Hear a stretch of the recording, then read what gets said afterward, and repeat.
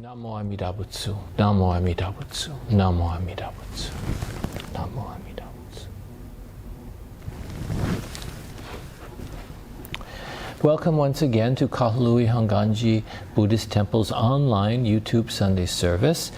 Today's service is for August 7th, 2022. And now we've already begun the service with the ringing of the Kansho. The Kansho bell calls us to attention, to mindfulness, you might say, of hearing the Dharma, hearing the Buddha's teaching. And the Buddha's teaching is meant to wake us up, so the bell, the Kansho bell is kind of an alarm clock, calling us to listen. But then in the listening is where the real waking up takes place.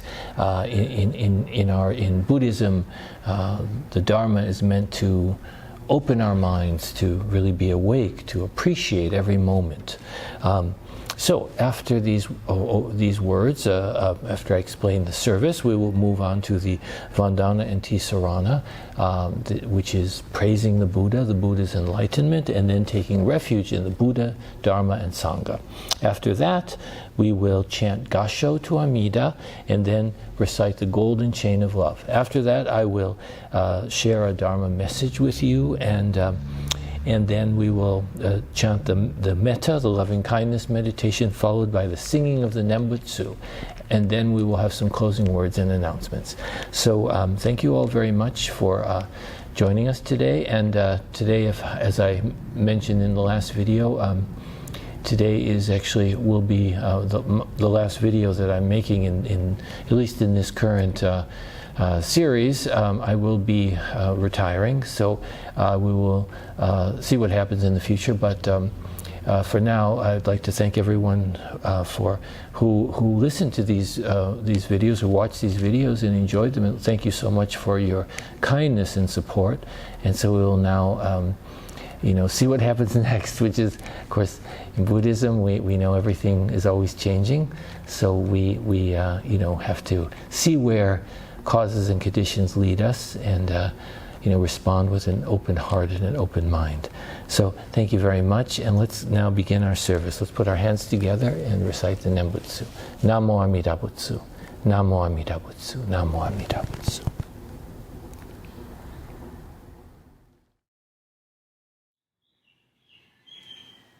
Namo Amida Butsu, Namo Amida Butsu, Namo Amida Butsu.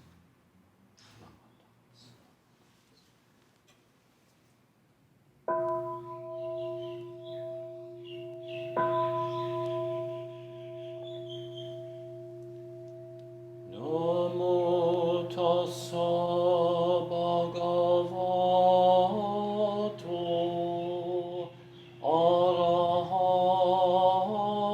arahato sammasambuddhassa. Homage to him, the exalted one, the enlightened one, the supremely awakened one. Bhutang saranang gacchami, Dhammam saranang gacchami, Sangham saranang gacchami. I go to the Buddha for guidance. I go to the Dharma for guidance. I go to the Sangha for guidance.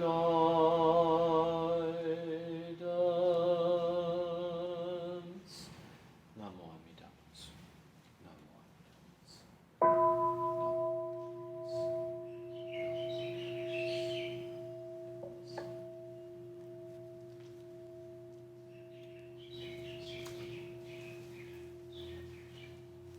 Amida, Namo.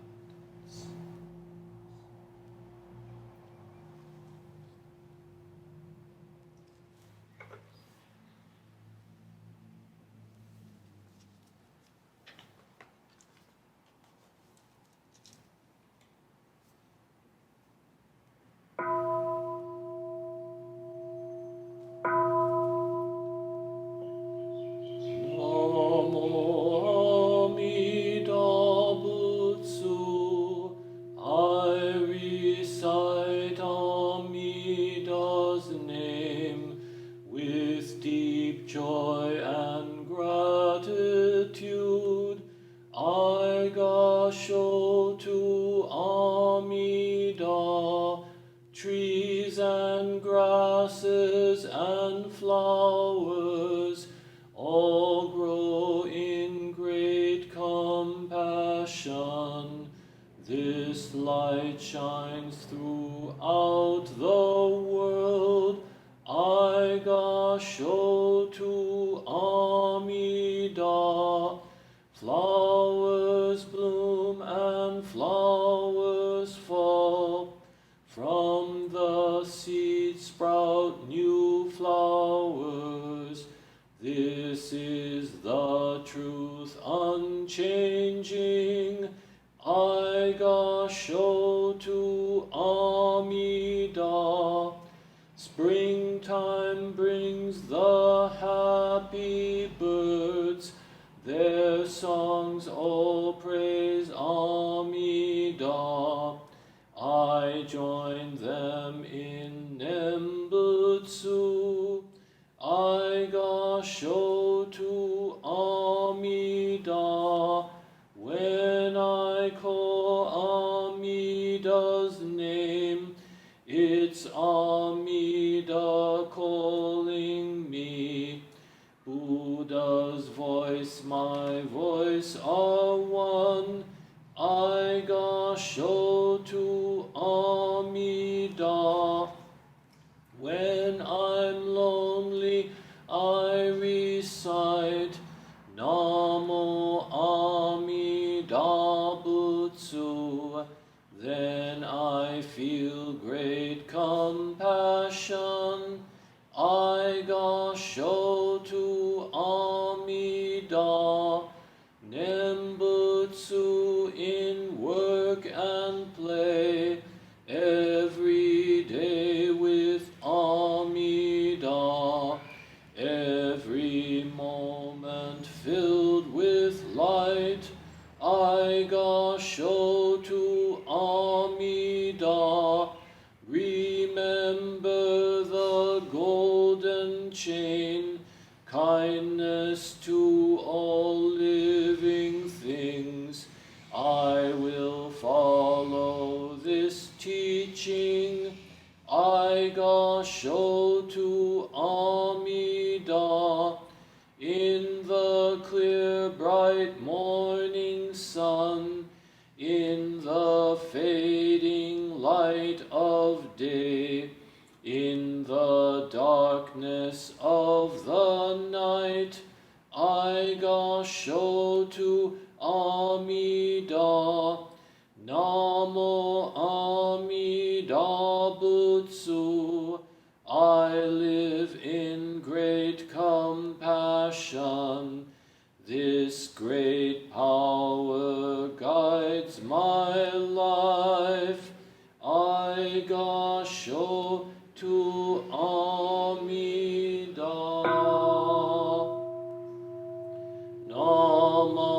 Namandabu, Namandabu,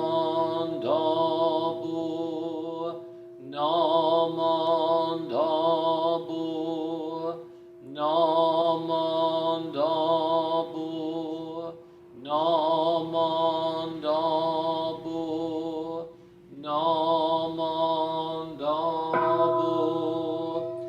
The virtue of Amida's vow is shared equally by all, together attaining awakened mind. We are born in the land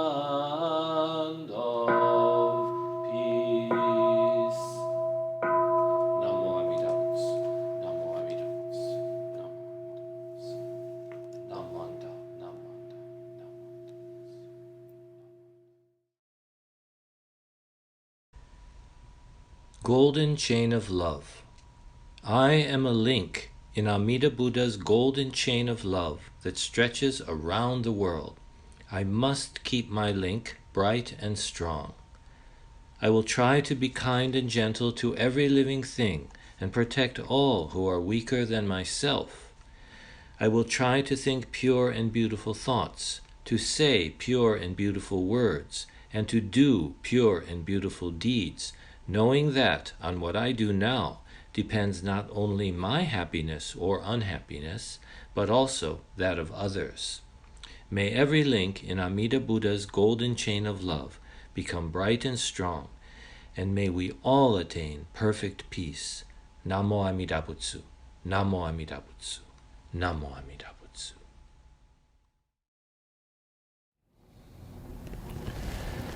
Welcome once again. So today's message was kind of a hard one for me to think about and a hard one to share, to have to share, because it is my last message. As minister of Kahului Hongwanji, and also in this series of YouTube videos.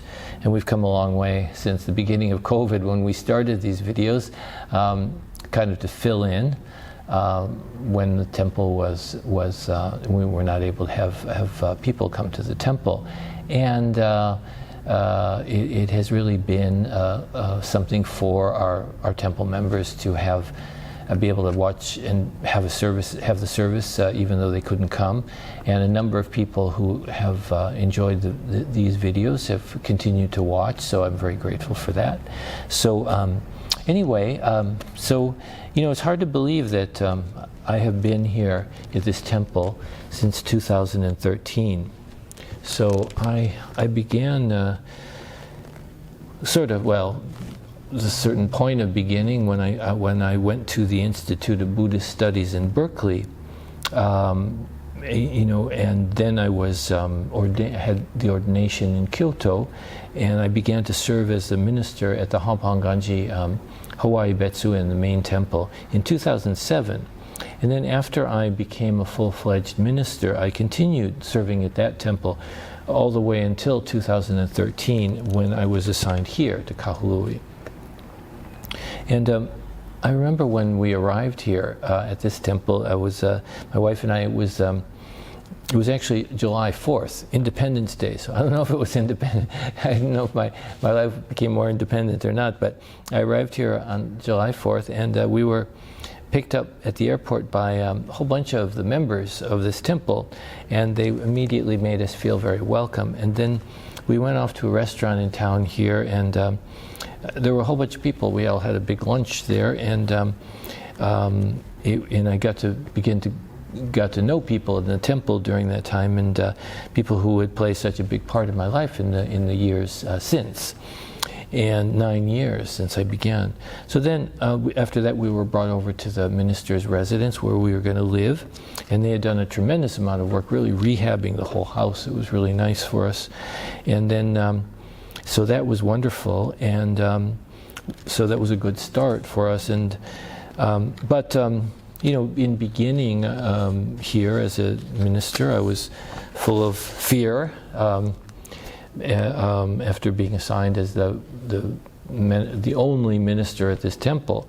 Previously, I had served the big temple in Honolulu as a assistant minister with 4 or 5 others and other ministers, and I had a lot of responsibilities there, and I had the chance to do things on my own initiative too, with the help of members and so on. It was very, very, very nice.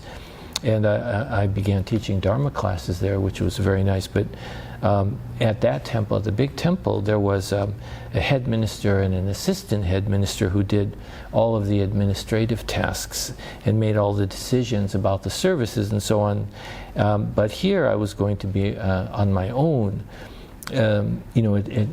In Honolulu, we took turns. The 6 of us or 5 of us took turns delivering the Dharma messages, the sermons, But here at Kahului, I knew that I was going to have to do a message practically every Sunday, and I would not be able to share the work of the bedside services when people are dying, for example, or funerals or memorial services, as we were able to do over there, and have my superiors do all the paperwork and everything.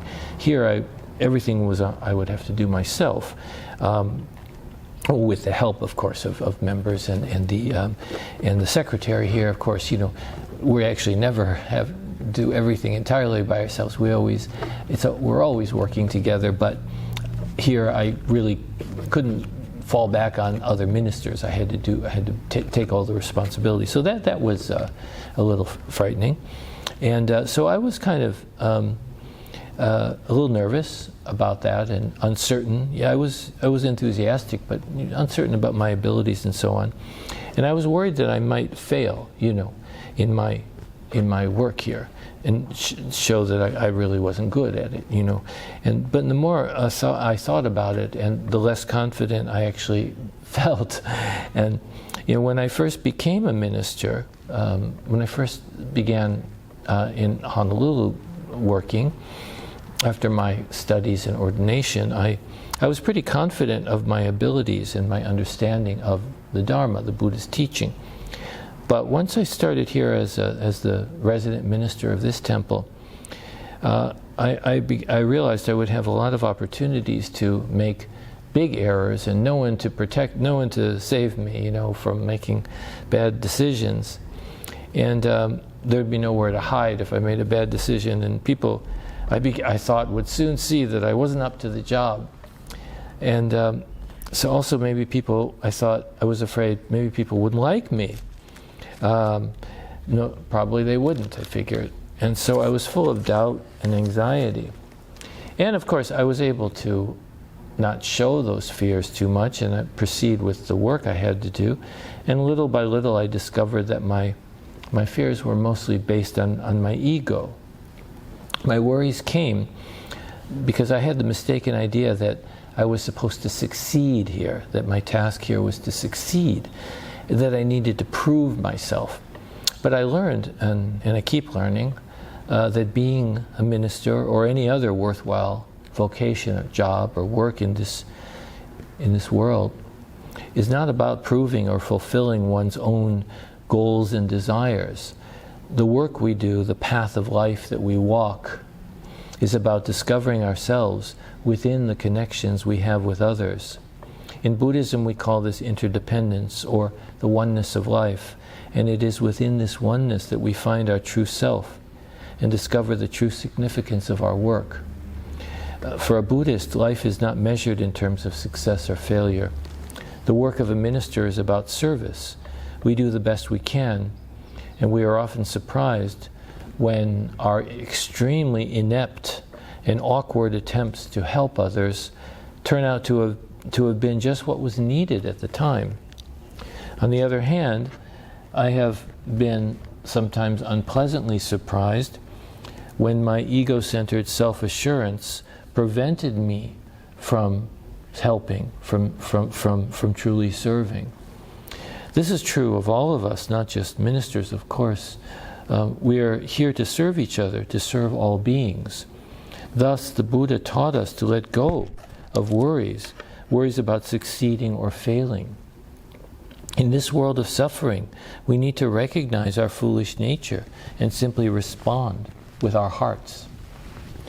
More than anything else, these years I have lived as a minister have helped me to learn this truth, and this is what I hope I have been able to share with others, at least in small ways. In the immensity of this infinite universe, we really only have this fleeting present moment to live in. And the only way to truly live in this moment is to let go of our attachments so that we can give of ourselves.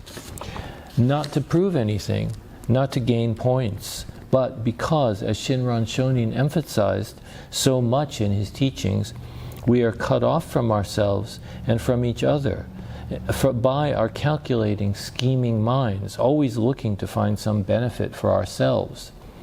To let go of our attachments means to live our life in direct contact with reality every moment. It means to let go of all the things we desperately cling to, thinking that our life depends on those things, And yet, at the same time, those things we cling to are essential to us. They are part of our journey, important things we encounter on our path. This is why Shinran taught that we cannot attain enlightenment by simply getting rid of our attachments. Those attachments are part of who we are. Our awakening comes as we are transformed, just as we are, by the working of great compassion, the oneness of life we call Amida, whose measureless wish is the true happiness of all beings. This is true throughout our life. Buddhism offers many practices and methods to help human beings stay afloat on the ocean of birth and death, this world that is so full of suffering. These practices have always been a great help to people. They are like life preservers. Actually, anything that floats can be a life preserver. One of the Hongwanji members I knew in Honolulu told me about a dramatic experience of this during the tsunami that struck the Big Island in the early 1960s. When the tsunami struck, the waves completely destroyed her house, which was close to the beach, and she was literally swept out to sea with the backwash. Somehow, she was able to cling to a door which had been torn from her own house and was floating within reach of her. Although she was carried quite a distance away from the shore, she was fortunately rescued after about 12 hours. It was a truly amazing thing that she was found, that one of the doors from her own house happened to be available to her as a life preserver until she was rescued. Of course, no matter what kind of life preserver we have, we tend to cling to it quite fiercely. After all, it is a matter of life and death. But when the rescue ship arrives, we have to let go of our life preserver, even though we have grown attached to its wonderful support. We cling to it. We develop quite a fierce attachment to it, and it's hard to loosen our grip. The Buddha taught us about this in the parable of the people who were on a journey and needing a boat to cross over a river that they encountered. The boat is a wonderful thing, and the journey would be impossible to continue without it. But once they get across the river, it's very foolish to hold on to the boat, to continue to carry the boat with them as they continue on the path. If they encounter another river, well, then they need to make a new boat, not carry the same one with them. In the same way, the door that saved the life of the person who told me about her, who told me that story, that was a wonderful thing, like a miracle really. But of course, she had to let it go when she was rescued. It was no longer needed. In the case of the people in our lives, it is harder to let go, of course, and they are never not needed. We have shared our lives with them, and each of us has become a part of the other. As a minister, I have officiated in hundreds of funerals, and I have shared the grief of so many people as they mourn the passing of mothers, fathers, sisters, brothers, and friends. Like everybody else, I too have lost loved ones. At the time of their passing, we begin to realize, more than we ever did before, I think, usually, that the crucial importance that they had in our lives, the oneness of their lives with ours. And yet, as Renyo Shonin tells us at every funeral, when we read the words of the white ashes, despite our deep and painful grief, there is nothing we can do.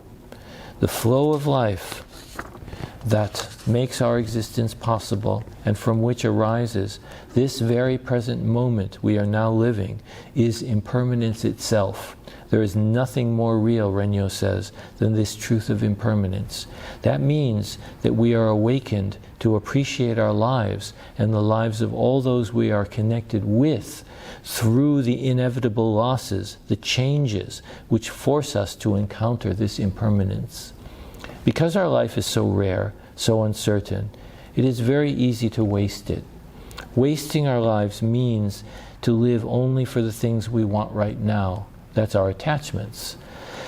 Attachments are not bad in themselves. They often help us stay afloat in a tsunami, or help us to cross raging rivers that hinder our path. As I said, our attachments are part of who we are, and help us to become who we are.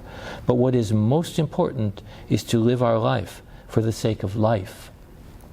We live because of others, and our happiness is completely linked to the happiness of others. Remember what it says in the Golden Chain of Love. On what I do now depends not only my happiness or unhappiness, but also that of others. If I waste my life by not taking to heart the most important matter, as the white ashes also teaches us, I am denying my connection with others. I am denying the inconceivable relationship I have with every being in the world. I am denying happiness to every being.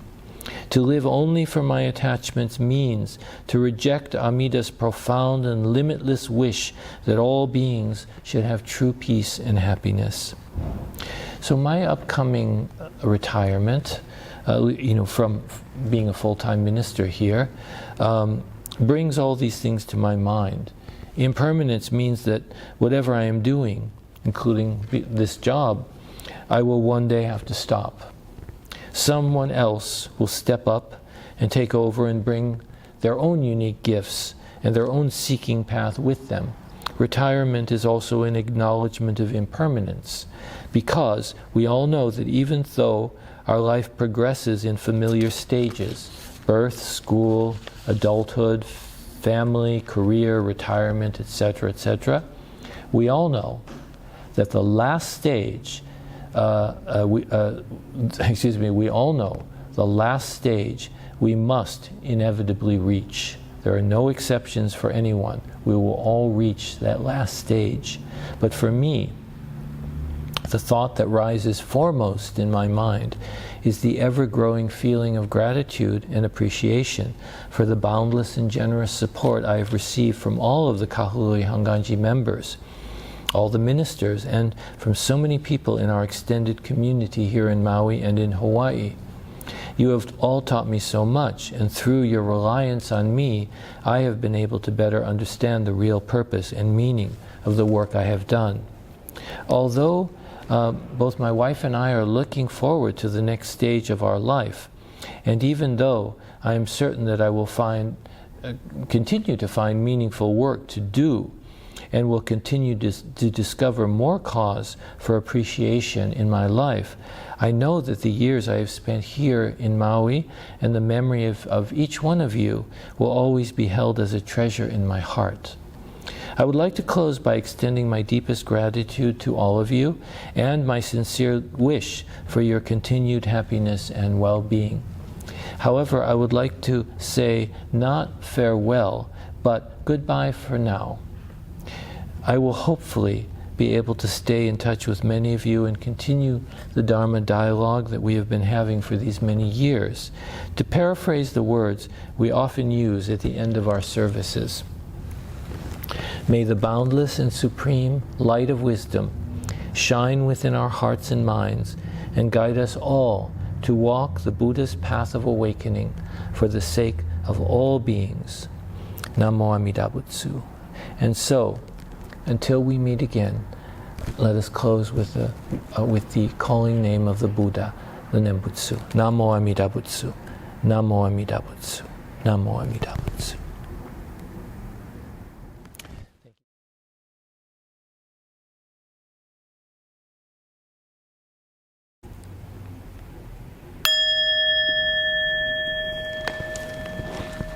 May all beings be happy and well. May no harm or difficulties come to them. May they live in peace and harmony.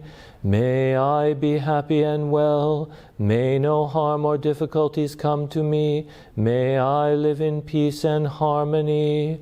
May my family be happy and well. May no harm or difficulties come to them.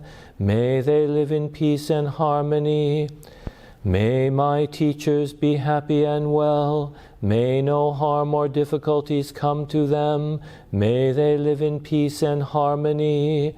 May my friends be happy and well. May no harm or difficulties come to them. May they live in peace and harmony. May strangers be happy and well. May no harm or difficulties come to them. May they live in peace and harmony. May my enemies be happy and well. May no harm or difficulties come to them. May they live in peace and harmony. May all beings be happy and well. May no harm or difficulties come to them. May they live in peace and harmony.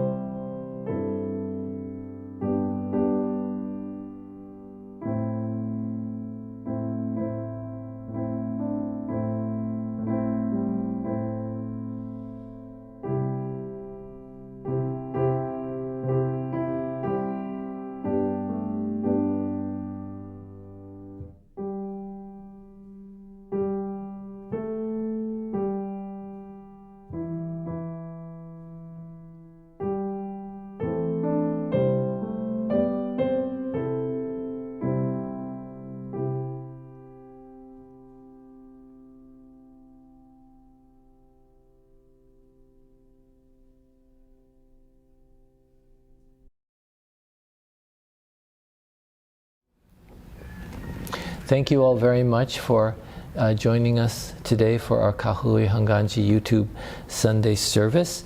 I'd like to thank you all very much for joining us in our service today, and I hope that you enjoyed today's service and are able to take away something meaningful. I'd also like to thank you once again, thank everyone once again for your wonderful support and kindness, and just being part of this community in whatever way you have been part of it, either through watching these videos or through coming to church.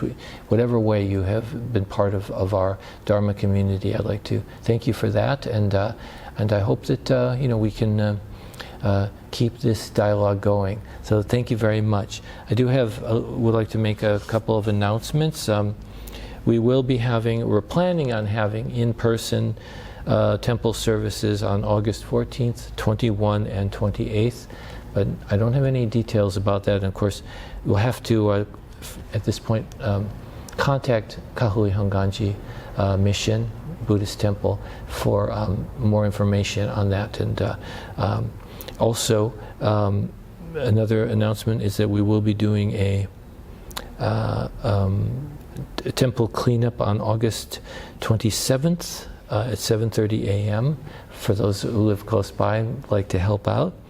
And for the time being, we won't. From now on, we won't be having our online or our Zoom classes and so on, because I won't be here. But hopefully, that kind of thing will be able to be carried on in the future. So. Once again, thank you very much for joining us, and let's close our service now by putting our hands together and reciting the Nembutsu. Namo Amida Butsu, Namo Amida Butsu, Namo Amida Butsu.